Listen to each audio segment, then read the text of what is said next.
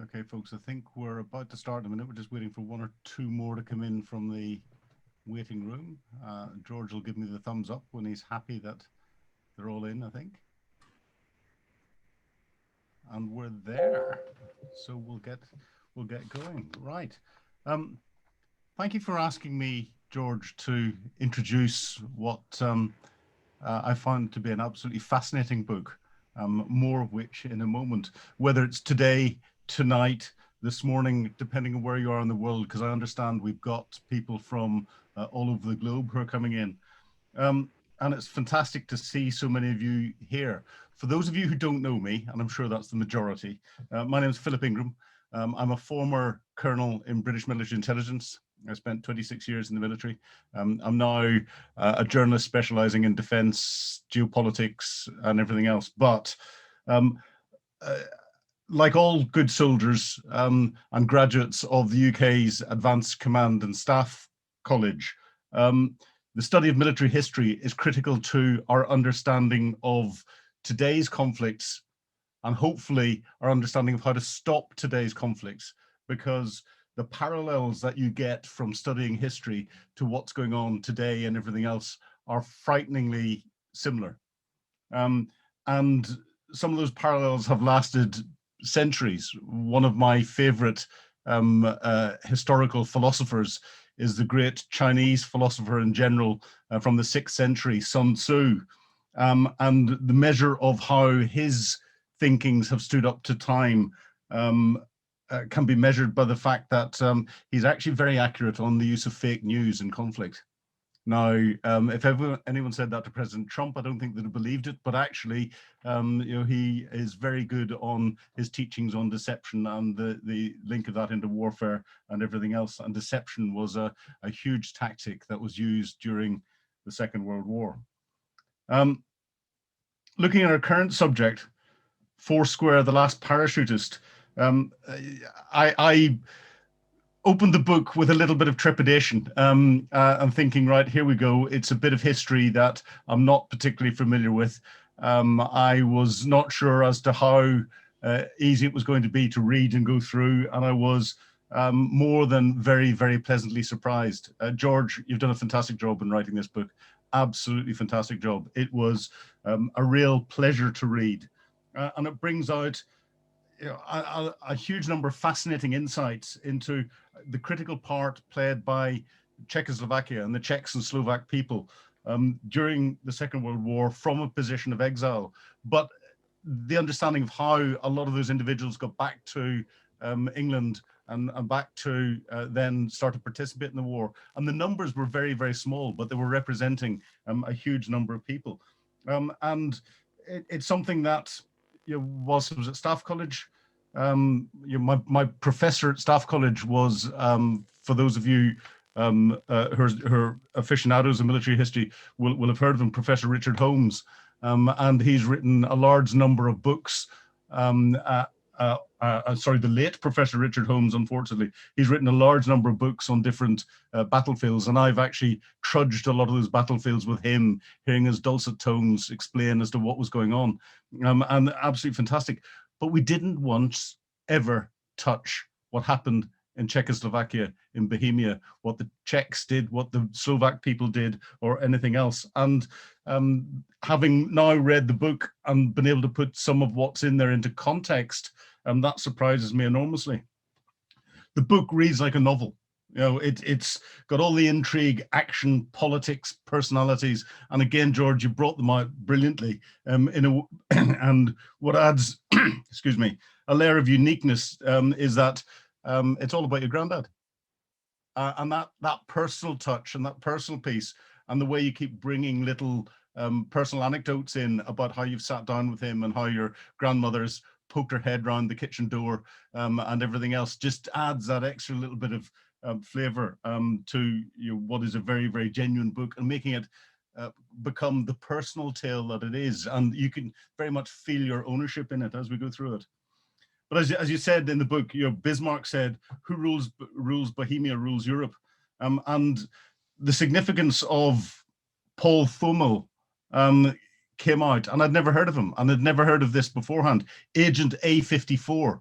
was probably, if you analyze what the information he was providing at that particular time, was probably the greatest human intelligence asset that the Allies had in reporting on what Nazi Germany were doing in the early years. Why have we never heard of it beforehand? And this, I think, is significant. And I've happily pointed the book at a number of different academics in Sandhurst and elsewhere, and I've pointed that out to them, and will continue to point that out to them, because I think this is something that needs to be pulled out, and it'd be interesting to do more of a study into that individual. But we haven't heard of him. However, we have heard of the individual that went by the name of Hoch, that you brought out in the book, the Robert Maxwell of the media empire fame, and you bring in a number of well-known names in a fascinating way that again adds a flavor to it. So it gets you to read through the rest of it. And what brings all of those threads and more together is the intrigue around Operation Foursquare itself, and whether it happened or whether it didn't happen. And was it there to aid the ending of the Second World War, or was it there to set the conditions for that, what then became the Cold War, or what has come out in the press just this week in the release of some papers, Churchill planning potentially for the Third World War, the conflict against the Soviets as they moved into Europe.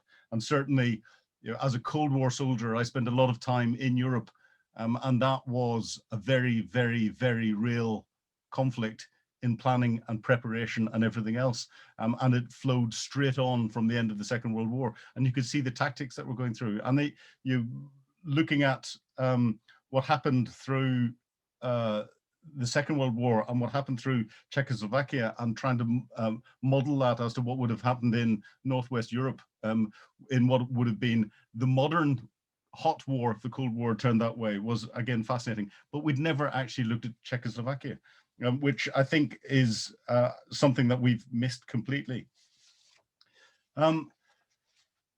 Whenever Benes, 38, went into exile as the president and was forced to accept the Munich Agreement, again, the political implications of that is something that had never come across before. And it shows that the power of the Western nations at the time, and trying to influence some of the smaller nations around Europe, and the power that they had. But we can translate that directly into the way that there seems to be almost bully boy tactics coming from a lot of our major powers today, to try and force solutions from those major powers into smaller powers. And that in itself is a worrying indicator. The intelligence game is all about indicators and warnings. And you look at things that are happening politically, you look at things that are happening militarily, you look at the potential for random acts and everything else, and you pull the indicators and warnings together. And one of the indicators and warnings that I'd look at for a major conflict anywhere is the bully boy tactics from major powers against smaller powers, and working through things. We can see that. We can see Russia doing that against Ukraine. We can see China doing that in the way that it is pressurizing into the South China Seas, in the Paracel and Spratly Islands. There are parallels on the threads and the themes that come through what George has brought out, but they're parallels on a global scale. And I would put that indicator warning list a little up arrow on it, and something I'd want to be monitoring and looking at it very, very closely indeed. But as we have read through history, one of the Churchill's best kept secrets at the time was the Special Operations Executive, and those that operated behind enemy lines. And within that, their ability to control agents, and an agent is someone who is under control. And it was clear that they had control of Agent A54 reporting into Benes and his intelligence teams. And that's what gave him the key piece, I feel, to be so important to Churchill. And therefore for Churchill to give the backing that he did as he went through. That flow of intelligence was vital. And it meant that the Czechoslovakian military in exile were amongst the first clearly to be trained by the SOE in this new form. And again, in the history of the SOE, that doesn't come out particularly well. But it's the need to keep that vital flow of intelligence through, the need to try and deny the Nazis the industrial power base that there was throughout Czechoslovakia, and in particular the Skoda factory came through very clearly. But looking at that, the level of terrorization of the local population that happened through the German occupation and through the Nazis, And we get a lot of the frustrations and intrigues around the politics between the British, the Americans, and the Russians as they squeeze the Nazis out at the end of the Second World War. And all of that starts to flow really quite quickly. But the other thing that flows, and this is where, as a I was a military intelligence officer, but I was also a planner. One of the things that we love to do is to try and separate things, and we try and separate in war the tactical level, the operational level, the strategic level. However, we had small groups of 4, 5, 2, 3 men being parachuted in to carry out what would be considered almost a tactical operation, but that operation had strategic, and at the end of the war with Foursquare itself, potentially grand strategic effects in what they're working. And being parachuted in behind enemy lines, but back into their home countries and friendly territories where they knew everyone, but the level of control that the Germans had and the level of penetration that they had of the Czechoslovak resistance was quite clear in the numbers that didn't survive, that got captured very quickly indeed. And I don't think we can put into context just how dreadful it must have been living under those conditions where everything was being watched to a degree where you couldn't get away with anything. And you know, these young men, boys in many cases, were being picked up far, far too easily indeed. And that suggests to me the control, but it also suggests that the Nazis had penetrated a lot of the resistance forces that was there. And George explains that quite nicely. And the bravery of these young individuals comes out in everything that you describe, and the pressure that there was on some of them who got broken, some of them who turned, some of them who sacrificed their own lives, and the numbers that committed suicide, I think was phenomenal. Not a very easy thing to do whenever you're put in that position. But again, and I'm not going to explain this because I think George will bring it out, the big question for me the whole way through, and I enjoyed as we got to the end on it, was what was the real aim of Operation Foursquare? All of the other operations were leading up to that, but I think it was a fascinating piece as to how all of a sudden something jumped from the UK under British control to being under American control to parachuting in, but not parachuting in, and the records clearly having been tampered with is probably the best way, rather than probably more accurately altered. And it wouldn't surprise me if there's a few more records that are sitting locked away for even more years that'll give a lot of the real truth that's in there. But in all, you know, a cracking, very, very enjoyable book that taught me a lot. I learned a lot from it. And George, it was a real pleasure to read it and to learn and to be able to bring a little bit more understanding of Europe. And having lived in Europe for many years and having operated in Europe for many years, it was a hole in my knowledge that you've helped plug. Thank you very much indeed. And I'm looking forward to your discussion this evening.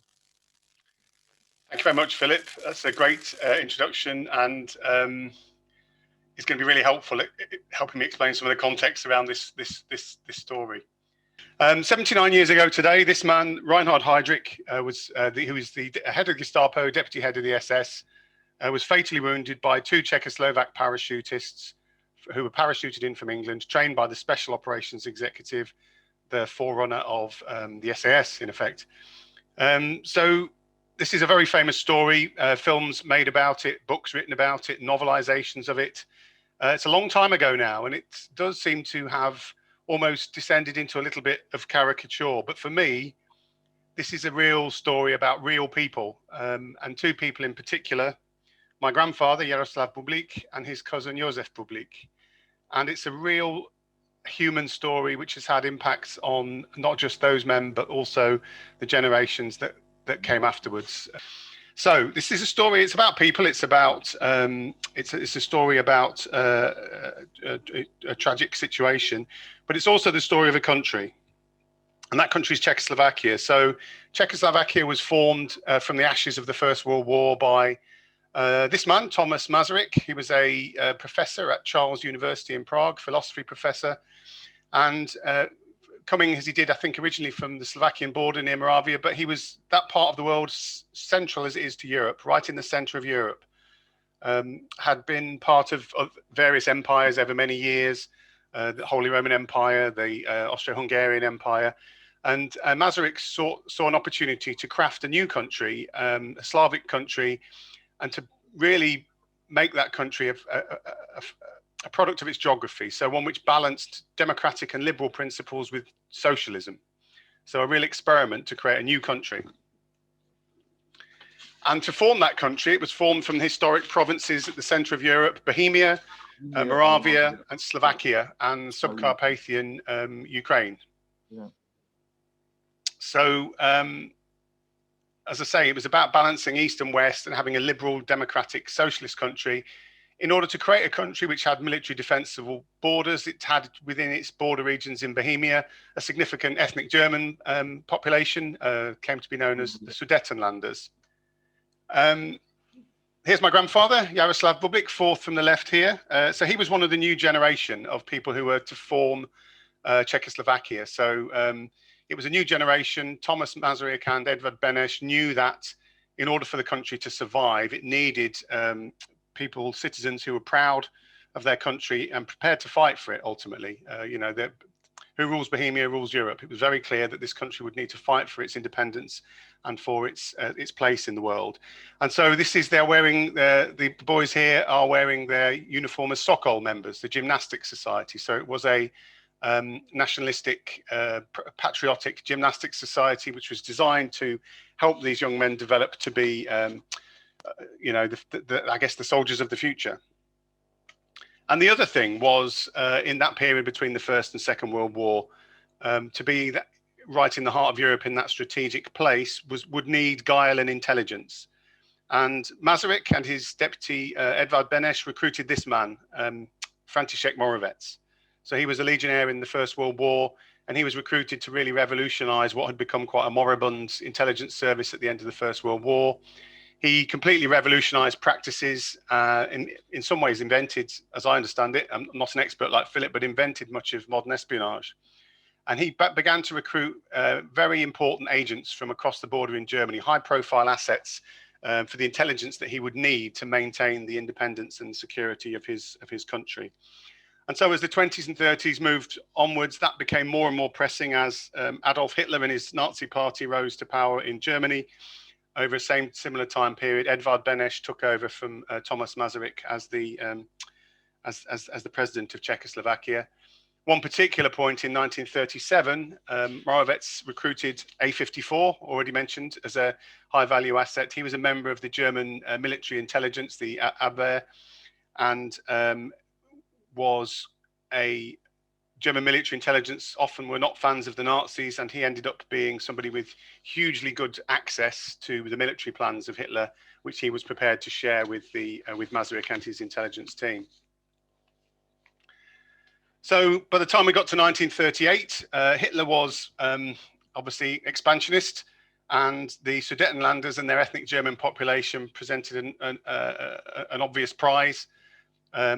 There were lots of discussions around the treatment of Sudetenlanders by the Czechs, lots of political demands made by Hitler, and lots of cases made for taking the Sudetenland.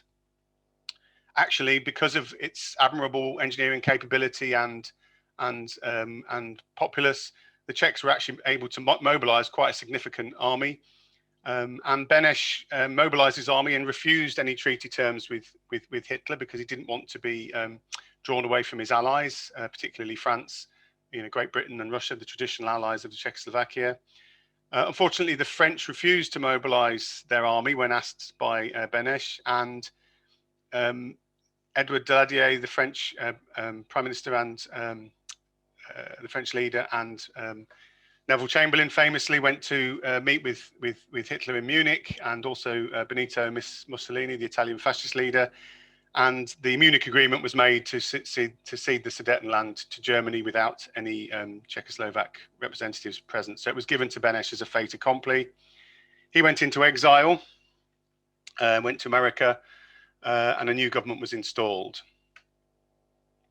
And then in April 1939, not long afterwards, A-54 passed information to František Moravec at his intelligence headquarters that the Nazis were going to break the Munich Agreement and they were going to invade the rump state of Czechoslovakia. So Moravec decided that the only thing he could do in the genuine principles of his country was to go into exile. So he contacted British intelligence, Major Harold Gibson. He was given a plane with, I think, 10 spaces on board. He left his family behind, as did all of his intelligence operatives. They took their key contacts and their key files over to London to try and take the fight for Czechoslovakia into exile, because they knew that a major world war was coming. At this point, with the Munich agreement broken, Beneš returned to England not long afterwards to reclaim his authority. As far as he was concerned, with Munich having been broken, he was the legitimate president still. And at this point, they had very little, the Czechs. They had no country. They had no significant army. All they had really was the intelligence files in their possession, in particular contact with this major intelligence asset, A54. And remember, at this time, Britain was left alone in Europe fighting against the Nazis and was, at risk of invasion itself. And in fact, some of the information that A54 provided was in relation to Operation Sea Lion, the planned invasion of England. There's Jaroslav Bublík. When Czechoslovakia was invaded, the rump state, he was taken to Kiel on forced labor to build a naval barracks for the Germans. I suspect because he had trained as a linguist, so he spoke several languages, including Czech, German, and Russian. So he would have been useful to help interpret to the other inmates there. In his own words, he was brutalized there. Those were the exact words that he used. He was taken on forced labor. He was given a starvation diet and regularly beaten, including with an iron bar, according to a story that he told me. So he was there for several months. But then towards the end of 1939, Beneš and others in the Czech exile government started to make announcements on the radio that they wanted able-bodied men to do whatever they could to find their way to France to fight with the exiled Czechoslovak armies. So that's what he decided to do. So he left his labor camp in Kiel, somehow managed to find his way back through Nazi Germany to his hometown of Barnov. He left on Christmas Eve and got there before the new year. And when he arrived, Heydrich, at this point, Reinhard Heydrich had been brought in as the acting protector. The previous initial regime was seen as too laissez-faire and wasn't seen to be getting the right results in terms of turning the Czechoslovaks to the war effort. So Reinhard Heydrich was brought in to really terrorize the population into obedience and into being a functional part of the Nazi war machine. There were major student demonstrations, and as part of that, the universities were closed, I believe, in November of 1939. So the man you'll see here, just sort of left of center, the tall gentleman there, is my grandfather's cousin, Josef Bublík. So he was a legal student, but the universities were closed. So he returned to his hometown of Barnov, where he met up with his older cousin there. And the two of them decided that they would make their way to the French army, which they did, with Poland now by this time having been occupied by Nazi Germany. The only route out was through the Slovakia, Hungary, and the Balkans to the Lebanon, where they joined the French Foreign Legion. This photo was, I believe, taken somewhere between the Lebanon and the south of France. So they made their way across North Africa and the Mediterranean to link up with the French army and their exiled army in the south of France. Unfortunately, this didn't lead to a turn of events in their favor. This is a photograph, I believe, taken of the men towards the end of their ordeal, around about the same time as Dunkirk. They were trained initially as part of the army in the early stage of the battle for France. My grandfather, because of his language skills, was trained as a radio operator, which was a fateful decision and fate, as we'll see from subsequent parts of the presentation. But they were brought up to fight near Paris. And by the time they got there, unfortunately, the French army was already nearly defeated. The French were forced to retreat through the Blitzkrieg, often leaving the Czech lines of defense exposed. And it ended up that the Czechoslovak forces were, in effect, undertook a forced march all the way from the north of France back to where they started in the south of France. Now, at this point, as far as the German army was concerned, they were subjects of the Third Reich, and therefore all of them were traitors, and if they were surrendered, would be subject to capital punishment. So the morale was extremely low, a bedraggled bunch, as you can see there, with no home, nowhere to call home. But they, as the armistice was declared, they fought their way aboard some boats, in particular a boat under an Egyptian flag called the Road El Farouk, which travelled out through the Mediterranean, up through the Atlantic to the Irish Sea, to Liverpool. So they made their way, as I say, in this dishevelled state, they made their way to the northwest of England. This is a group of them on arrival. My grandfather there in the middle, still got his French forage cap on. These are actually a group of signallers, of the signallers that he worked with. And this is a temporary accommodation at a tented village in Cholmondeley Castle in Cheshire, where they stayed for some time. After a few weeks, they were moved to more permanent headquarters in Leamington Spa, Walton Hall in Leamington Spa, which became their base at the start of the war. Now, in terms of how the war was going, obviously the Battle of Britain was on at this time, and the intelligence that A54 continued to provide the Czechs was proving very valuable. But nevertheless, there was pressure on Beneš as to do more for the war effort, and now that he had at least a handful of soldiers on British territory, there was a drive to ask, well, what is it that the Czechoslovakia can do? And it was an important opportunity to take, because it was with that they would establish their independence as that re-established themselves as an independent country. And around about this time, Winston Churchill set a directive to set up the Special Operations Executive with its mission to set Europe ablaze. So the idea was that parachutists would be sent to the occupied territories to work with partisans and to create the conditions for the uprising that would be needed to take continental Europe back. So the Czechs were actually able to work under their own authority as a sovereign government, and uniquely almost were allowed their own signaling and communications equipment and centre and codes. So they actually were given their own control over their own information and their own codes. perhaps negotiated, I don't know, but perhaps negotiated by the fact that they had extremely valuable intelligence to use as a bartering chip for that. So they set about with the idea of training some Czechs to be parachutists. And so this is, in this picture you'll see there is František Moravec is in the foreground to the left of centre. Just behind him is Major Harold Gibson in this photograph, and Edvard Beneš. Many of these photographs are actually taken from my grandfather's photo album. So in April 1941, Moravec's deputy to the right of this photograph here, Emil Stankmüller. I should apologise for my impersonation. I speak neither German nor Czech, but I shall do my best. Emil Stankmüller came to Leamington Spa, Walton Hall, to recruit the first batch of parachutists. And there was already whispers of assassination at this time. And my grandfather was one of the first 7 or 8 parachutists recruited for parachute missions. This is actually also from his photo album, is his dinner invite to dine with President Beneš not long after he was recruited. Actually, only several weeks after Churchill had dined with Beneš at Walton Hall. So, however, soon after that, because of his radio skills, they realized that he was actually too valuable to send on parachute missions, because I think there was a recognition that there was a very low chance of survival, and he was kept to train radio operators for the succession of missions that would come through the war. Now, there was a batch of parachute missions. I think many people, certainly on this call, are familiar with Anthropoid. That was the code name given to the the attempted assassination of Reinhard Heydrich.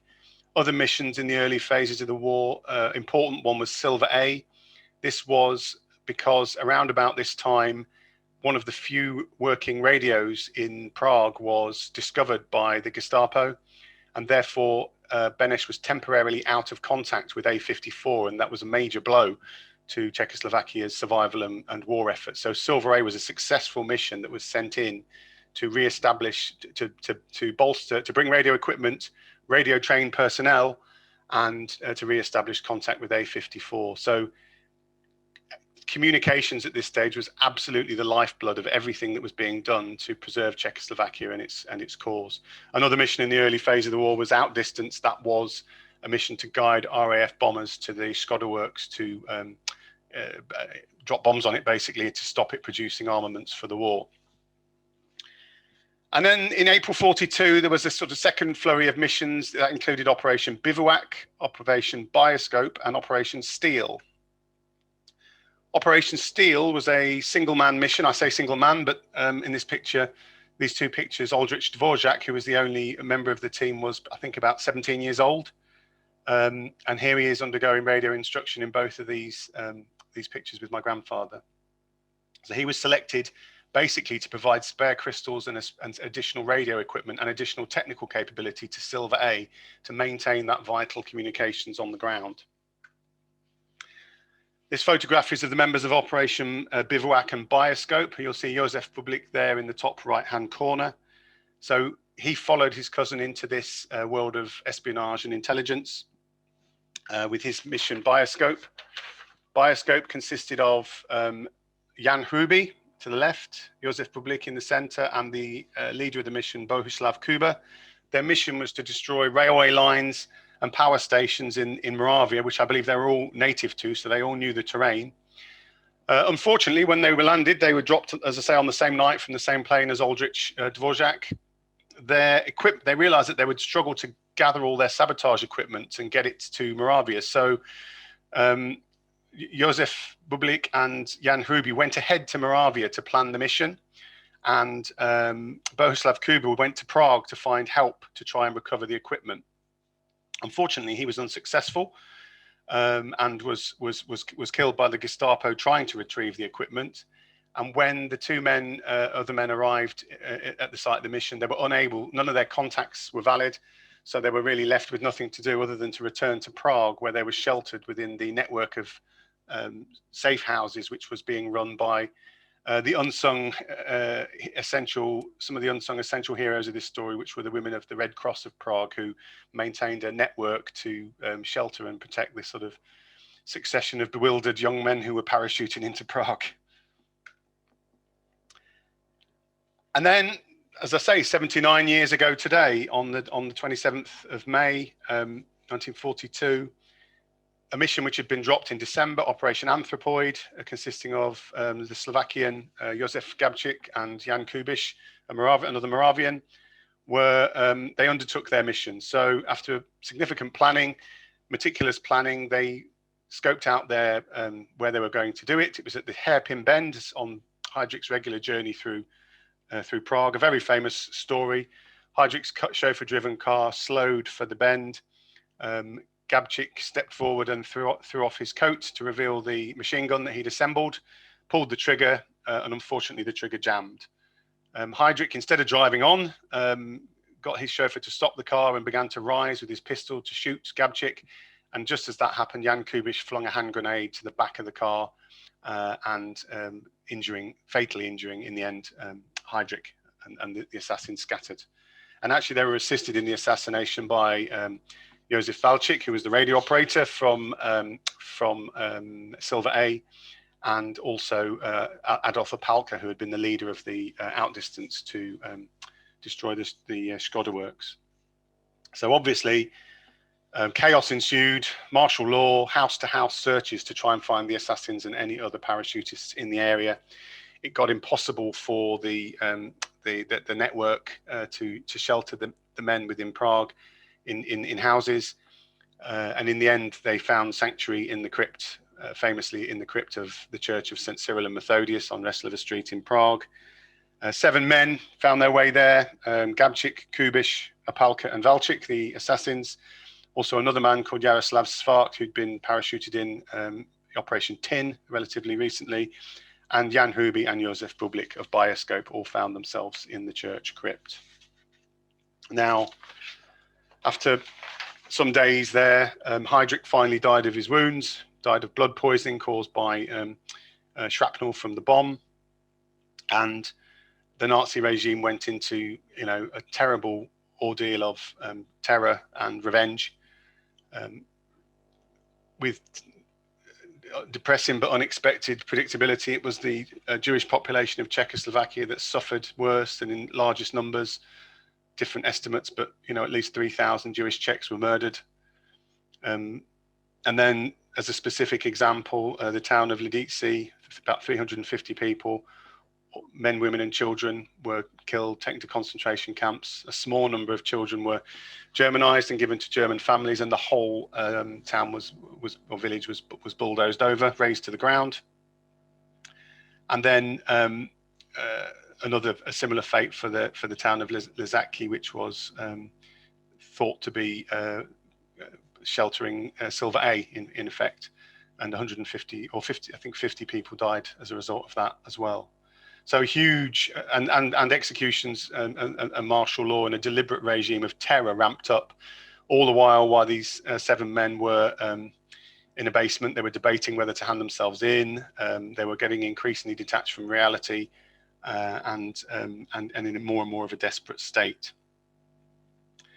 And then finally, on June the 18th, under this extreme regime of terror, 2 of the parachutists who weren't with the 7 went to the Gestapo and told them what they knew. Through that, their hiding place was uncovered, and I think 800 SS troops, again, the famous story, was sent to get the 7 men. Now, Josef Bublík was with Jan Kubiš and a Palka in the choir loft of the church when the men arrived. So he was one of the first 3 to engage in the fight. The men fought for several hours, and again took to their last bullets, where they then committed suicide because they didn't want to be caught and tortured, because they didn't want to give away any of the secrets of their, any of the secrets that they knew. And then the 4 men in the church crypt similarly fought on for several more hours until finally killing themselves with their last bullets. There's the sorry, I should have moved the picture on there. That's the choir loft of the Church of St. Cyril and Methodius. That's my grandfather's cousin's body there on the pavement. I believe that's Jaroslav Bublík in the foreground and Josef Bublík in the middle. That's one of the traitors, Karel Čerda, identifying the bodies after the fight. But actually, Josef was not identified, and so unlike the families of the other parachutists, his family was spared the ordeal that came for the others. So 252 family members were rounded up, tortured, killed. I did find in my archive research a record noting with a sort of grudging admiration from the Gestapo torturers the refusal to be cowed of the families, that they were said they were proud to die for their country, and they noted particularly the women who had been rounded up. Horrific story of the sorts of ordeals that people can be put to. And that wasn't it. There were more parachutists in Prague. It wasn't just the 7 men. So here again, you'll see my grandfather in the center of the photograph. Just at the top of the photograph, with his head poking up the top, there is Ivan Kolarik. He was a medical student, again forced to leave when the universities closed. He was hiding in Zlin in Moravia when trying to get away from the repercussions. He was eventually cornered by the Gestapo and killed himself, so that he again wouldn't be tortured to give information away. Again, another radio operator trained by my grandfather. And Oldrich Dvorak, who I mentioned before, he was a Slovakian, so he was just trying to get to his Slovakian homeland across the border. He got as far as the border and he was spotted and shot dead at the age of 18. So my grandfather, his whole peer group, really, his closest associates and friends and his cousin were all wiped out in that ordeal. But the war carried on. And as ever, communications were essential. And my grandfather mixed his radio training duties with duties as a radio operator at what was known by the initials VRU. It's a Czech. I won't attempt to pronounce what it is in Czech, but essentially it was the radio center. So it was equipped from Bletchley, the famous Codebreakers Center at Bletchley, where they got their equipment and training. It was a small Nissen hut in a field in Bedfordshire, farmer's field in Bedfordshire, of about 15 men. whose job it was essentially 24 hours a day to stay in contact with the home resistance embassies and parachutists on the ground, because more parachutists came. So it was a very tense job, hugely important. Their communications, they felt almost sort of intimately connected with activities on the ground in their homeland. And as the war went on and the Allies turned the tide, there was a recognition that, as was the modus operandi of the Special Operations Executive, they needed to think about how they were going to formulate a resistance and win their country back as the Nazis inevitably caved in.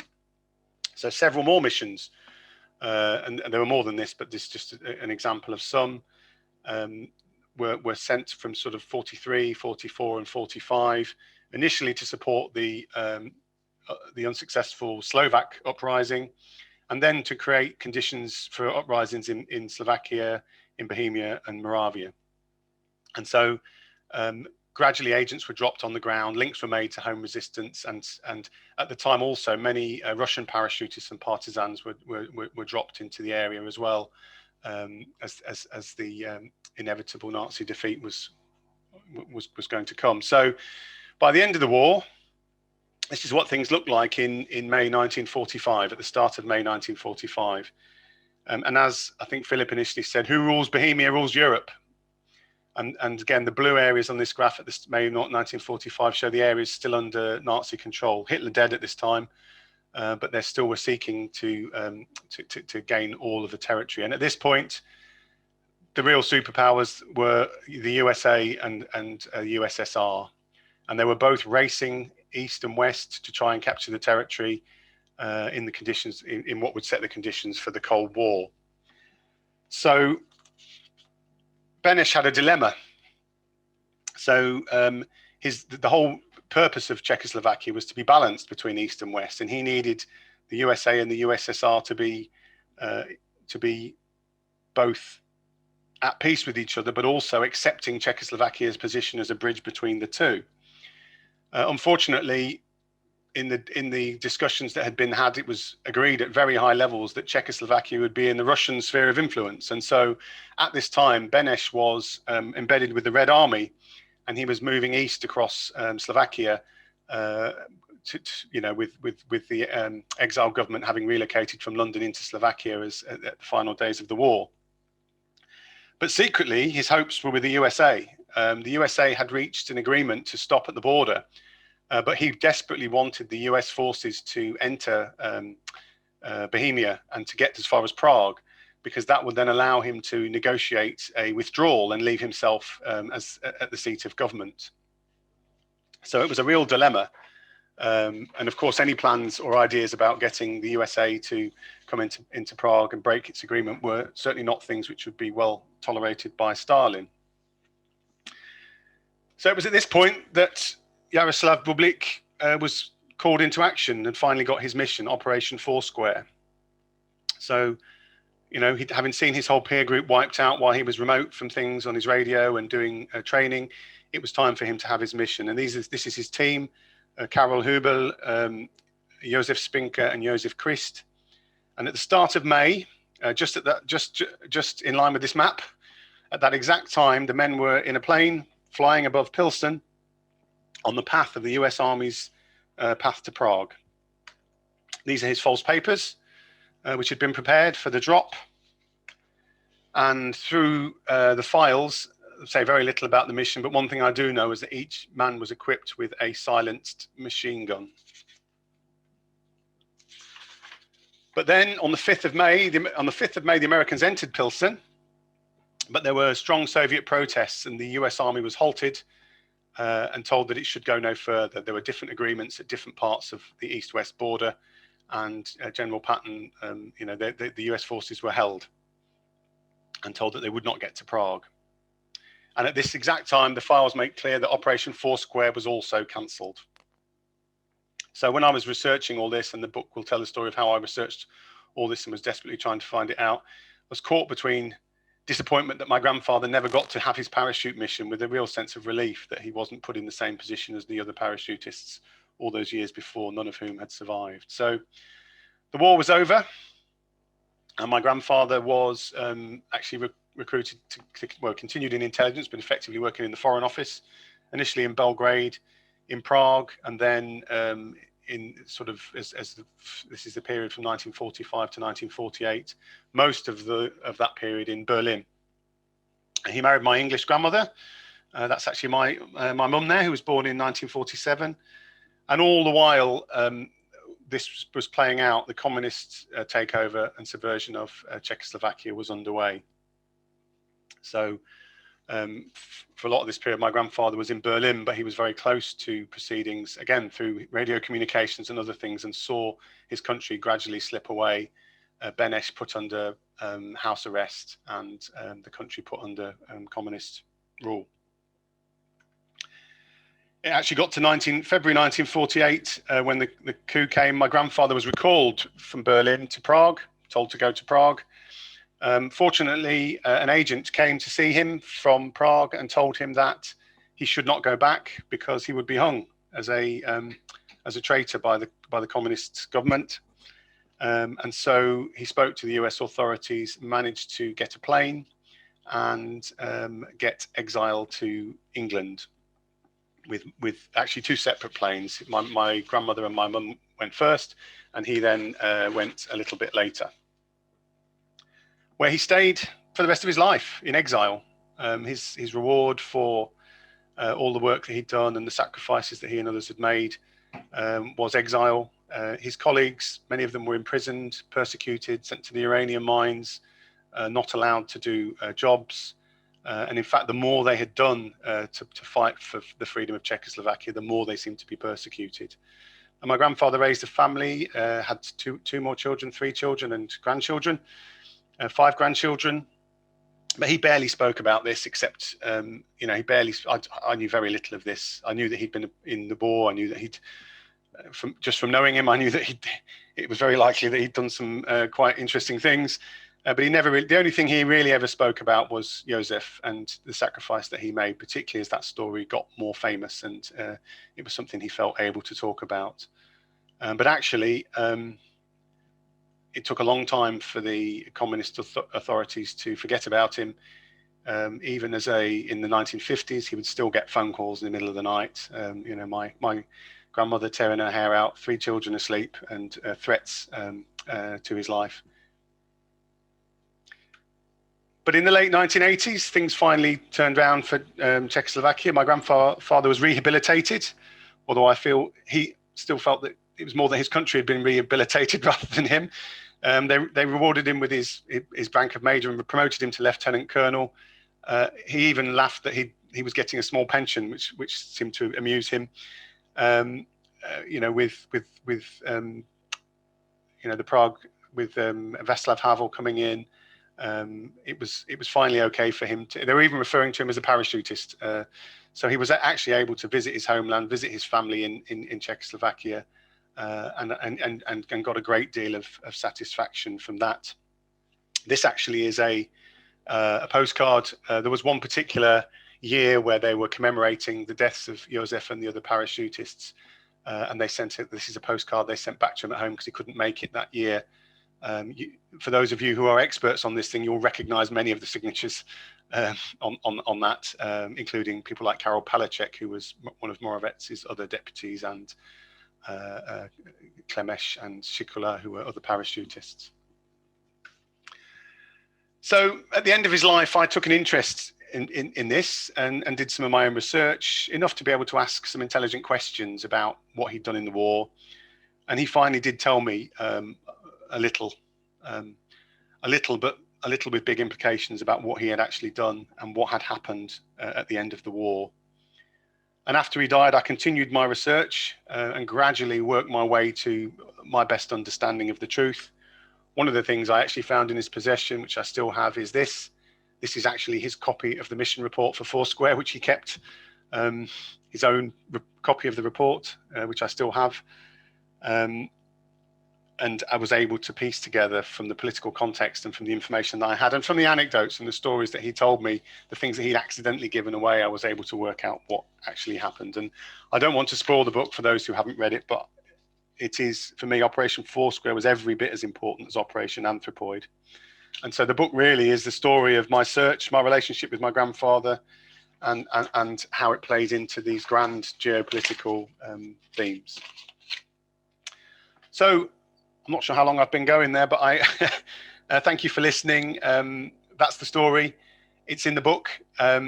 It's been a labour of love for me, and it's really great for it to be out there and for people to be able to read it. I've had some great feedback from people and some real champions out there, like Philip amongst, and there are others. I mean, just some names to say of people who've given me great feedback on the book: Jackie Ward, Jerry Manolis, thanks to Nick Travoncic, who did the cover art, Rob Cameron from BBC Prague. There's a lot of people to thank.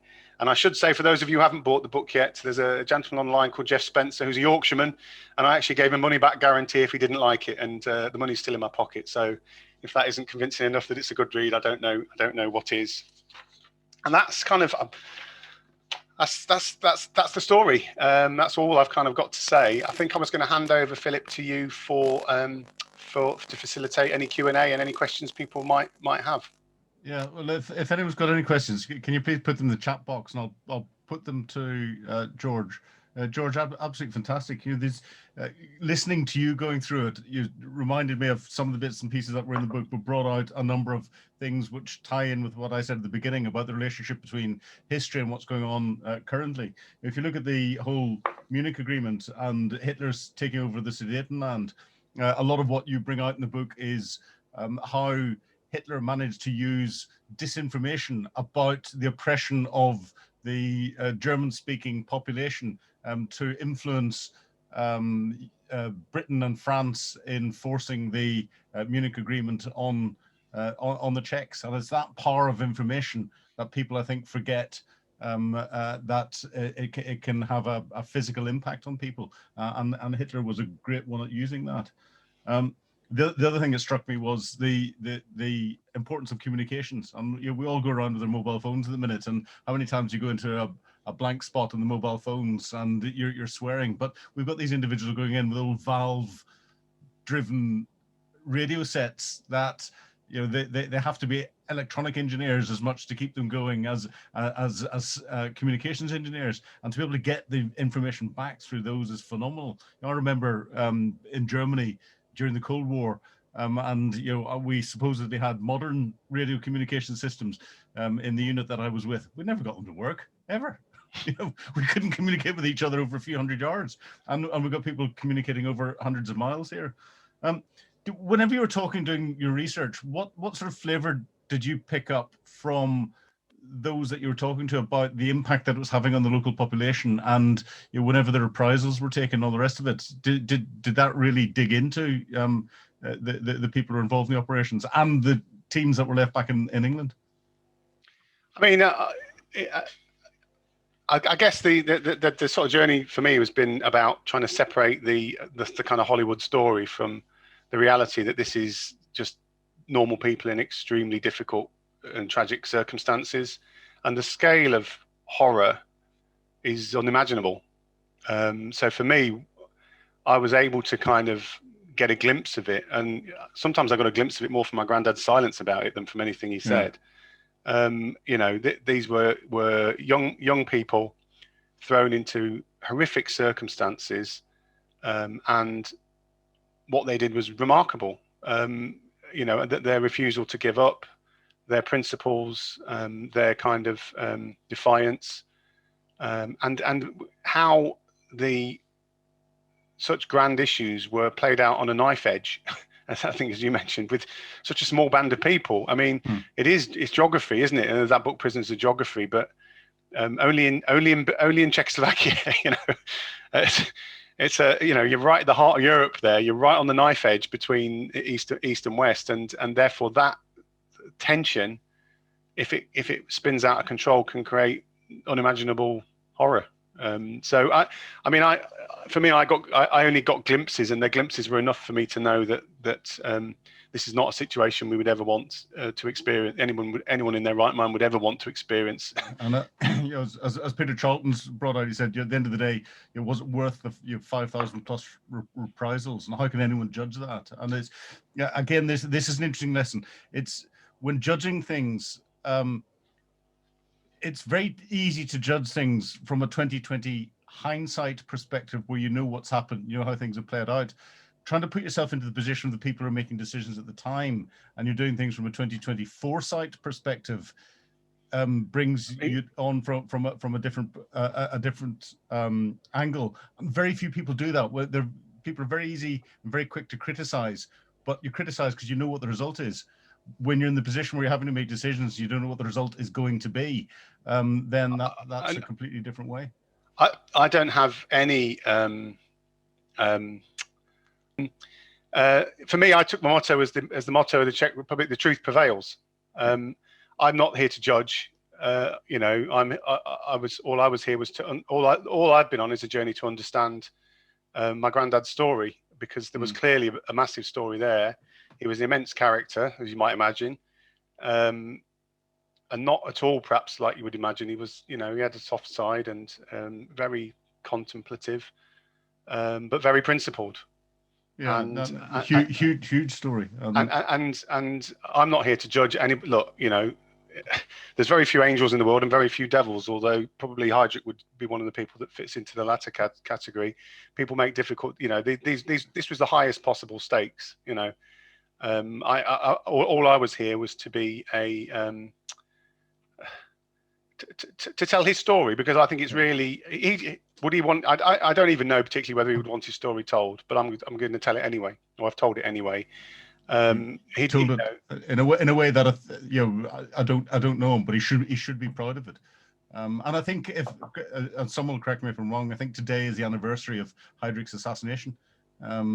Which is fascinating. Jenny Grant's brought an interesting one out, because it wasn't just the Czechs that were exiled in the UK and in England. It was the Poles as well. And did your grandfather, anyone talk about the relationships between the Czechs and the Poles and other exiled nations?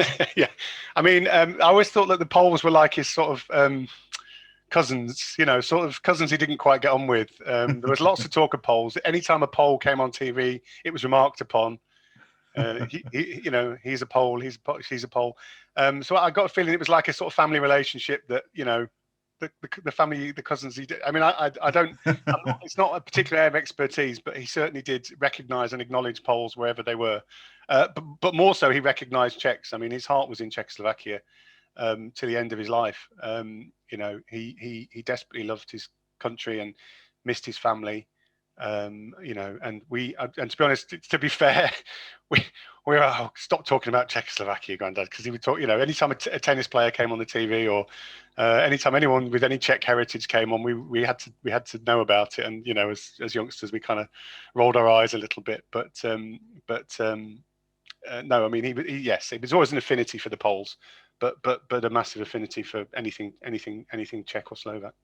Yeah, and it's fantastic you've captured this, because I think one of the things that's come out is the difficulty that you had in getting different people to open up about it, and the almost, even though you related to your grandfather and very close to him, the difficulty that he had in bringing the stories out and everything. And I think that reflects that particular generation, but it's important that it's captured, otherwise it'll be lost completely. And again, what's come out is there's certainly a lot of stuff about the different missions and other things that went on that are going to be lost forever, and that's such a shame that happens. But it's come out really well. The bit for me was there were genuine martyrs. People sacrificed their lives for a cause. Now, whether you believe, that a lot of people can be criticised in life, and nobody's perfect. But if somebody's going to prepare to sacrifice their life for something that they think is good, that's an example that needs to be shared, isn't it? Yeah, very very much so. And it's it's interesting.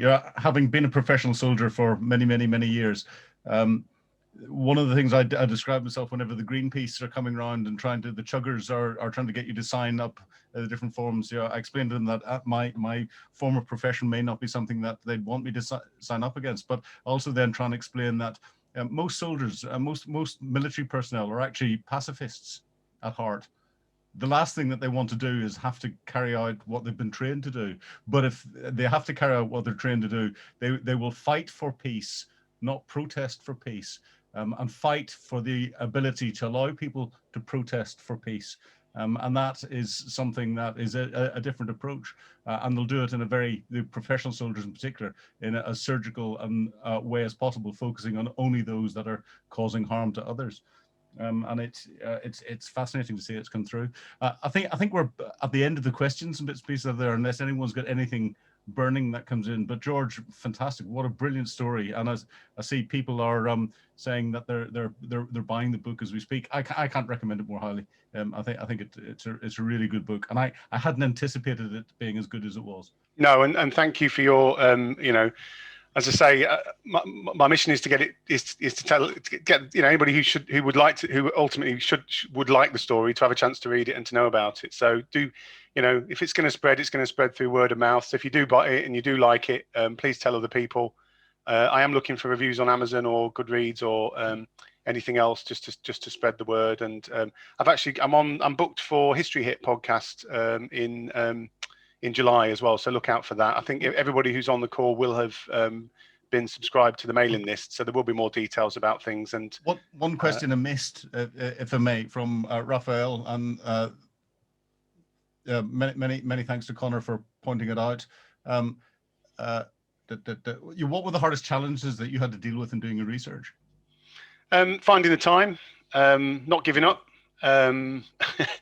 It's pretty opaque, some of it, hard to piece it all together. I mean, I was driven by, partly for me, it's kept my granddad alive for an extra 20 years because I've still been finding out more and more about him. I mean, there's a little bit in the book about that where, not to give it away, but where I managed to find a bit of his writing in a book, and it was genuinely a real connection. But really persevere. I mean, I've got a young family myself, and I have to say as well, the unsung hero in this is my wife Nicola, who has to put up with a lot of me messing around with old bits of paper and spending huge amounts of time researching this. I'm trying to get you technically competent this evening. I understand. Yeah, exactly, and actually,